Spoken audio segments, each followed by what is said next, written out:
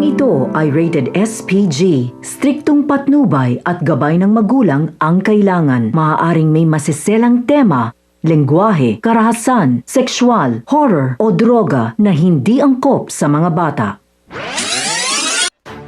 Mga kapamilya, ang mga dapat nating abangan sa FPJ's Batang Quiapo.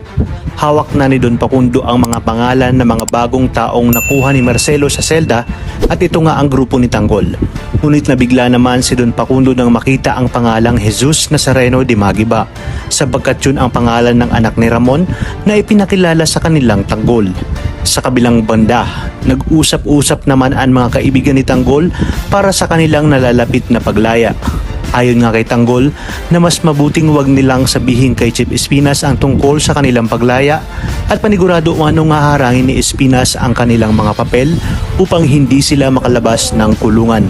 Kinausap naman ni Tanggol si Marcelo na kung maaari umano ay huwag niyang sabihin kay Espinas na tinulungan niya ang mga ito para nang sa ganun ay hindi harangin ni Espinas ang kanilang paglaya. Samantala, naguluhan naman itong si Don Facundo sa pangalan na kanyang nakita.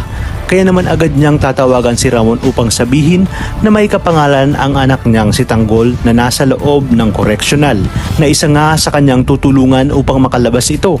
Laking gulat naman ni Ramon nang sabihin ni Don Facundo ang ama ng Jesus Nazareno de Magiba na nasa kulungan ay isang pulis na nagangalang Rigor de Magiba.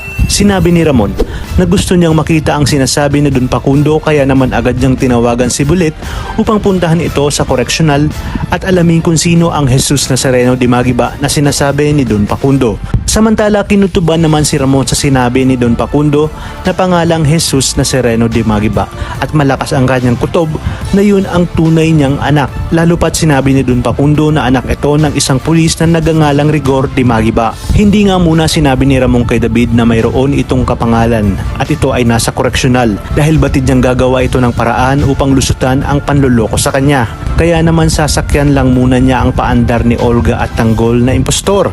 Talagang kapanapanabik ang mga susunod na tagpo sa teleseryeng ito. Kaya naman sabay-sabay natin itong pakaabangan. At kung bago ka pa lamang sa akin channel, ay sana'y huwag kalimutang mag-like at subscribe.